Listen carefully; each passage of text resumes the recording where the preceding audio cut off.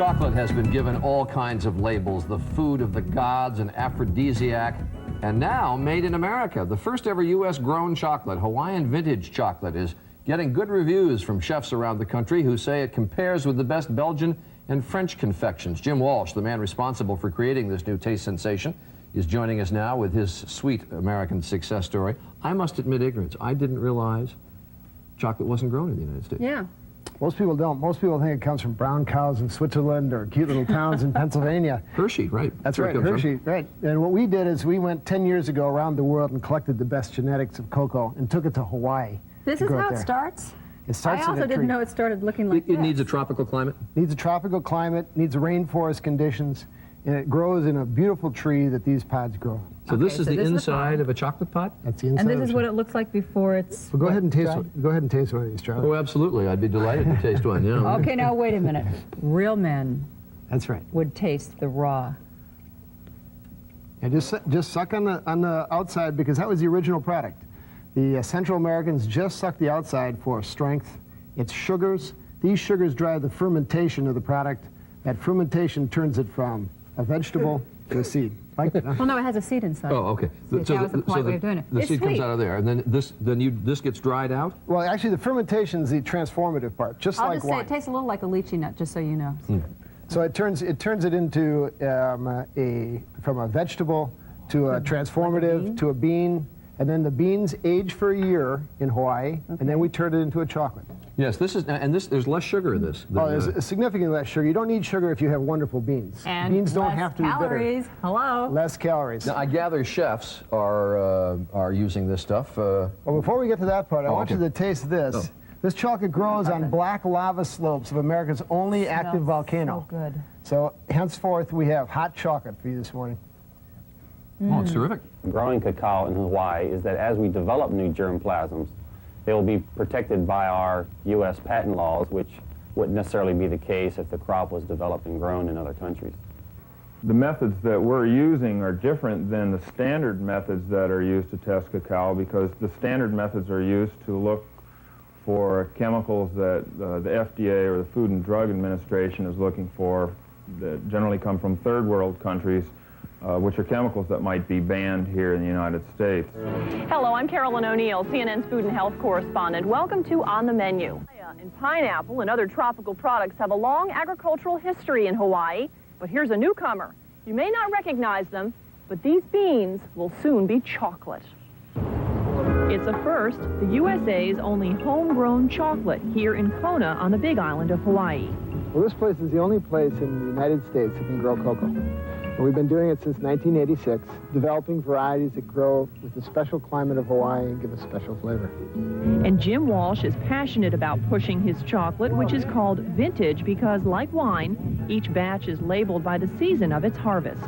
Which brings us back to the land and a lesson in cocoa. Cacao is the name of the plant, which bears these pods full of cocoa beans. Incidentally, it takes 10 pods to make a pound of chocolate. A whack with a machete reveals the true innards of a cocoa pod, kernels covered in a slimy white coating, which are then fermented to achieve maximum chocolate flavor. This product, if you put your hand in, we turn this once a day because these beans right now are at about 125 degrees. When you taste a wine that's well fermented, what you do is you get a full bouquet of flavors. That's the same thing here. This has about 13 different notes, chocolate notes that you get when you taste the chocolate, instead of just a single chocolate flavor. The next step is sun roasting the beans. Another unique process here since other companies oven roast their beans. When you roast a cocoa bean, the only reason you roast it is to pop the shell off like a peanut. And what you're left with is the inside of the cocoa kernel, called a cocoa nib, and that's chocolate. Get presented. Want to share a candy bar? That's probably a box of candy right there. Really? Then here's the final product, organically grown, vintage Hawaiian chocolate, ready to taste. Better than those raw beans. Chefs who work with a world of chocolate like Hawaii's new crop, too. You see it featured on restaurant menus. And Philippe Padovani, executive chef at Manele Bay Hotel on the island of Lanai, says this Hawaiian-born chocolate inspires him. This chocolate from Hawaii is incredible in taste. We're just releasing 94 vintage, released 2 weeks ago. And chocolate has a nice earthy taste. It's like a great wine. But like a room with a great view of the Pacific surf, quality comes with a price. Hawaiian vintage chocolate sells for $28 a pound. I love it. Love it. It's very nice. Warm sun, sandy beaches, beautiful sea. Palm trees swaying. Could you ask for anything better? No. And it's American, I know. not French. Made in America. Not owned by the frogs. It's American. No French, no Belgium. Why are these better than any other chocolate in the world? Well, I want to go back to your name. You know, when you respelled it to Rich Noble, Yes? well, this is the food of the gods. Oh, there so you got it's, it. You It's see only it? appropriate that we Jim Segway. Yeah, right. there you go. Actually, the thing that makes this unique is that these are unique varieties that have been bred over the last 8 years for Hawaii's soils.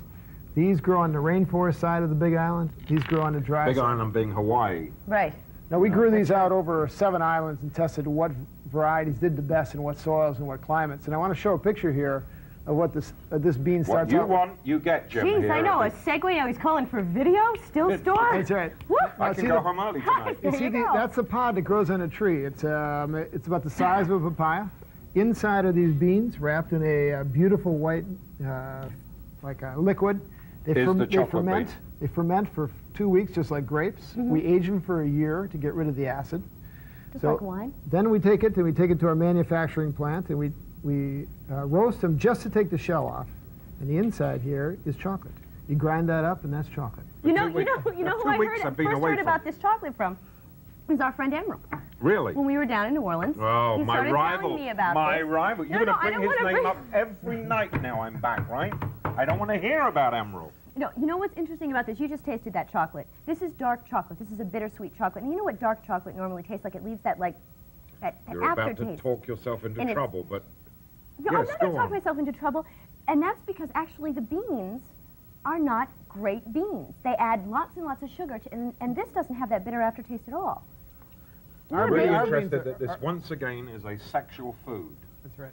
Okay, we're trying to rise above that for just 1 second. Well, I'm going to eat a lot of these. Well, in Okay. fact, Montezuma, the Aztec dictator, who actually was the Yeah, that guy- was the other end of life. Yes, well, he drank 80 goblets of this before he'd go in and service his harem. No kidding. Yes. So Oh, you it's- had to mention a harem. That's right. Is that a true story? That's a true story. That's why Cortez became interested in it, the Spanish explorer, and he brought cocoa beans all across the Caribbean and ultimately to Europe. He wanted Montezuma's harem. He knew the Queen would like this. Yeah, Somehow he was knew doing the it for the would like queen, it. That's sure. right. Like, we're going to believe that.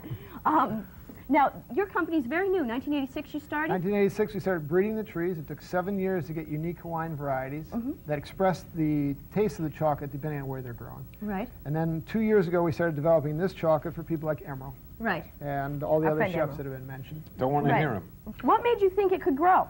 It was a planned miracle. Basically, we went there with the concept that varietal coffee, varietal macadamia nuts, those things grow in Hawaii and grow well. But chocolate didn't grow in Hawaii before you did it. Does No. it grow anywhere else in the United States? It grows nowhere else in the United States. It's America's only homegrown chocolate, and it's the world's only vintage chocolate. And it is wonderful.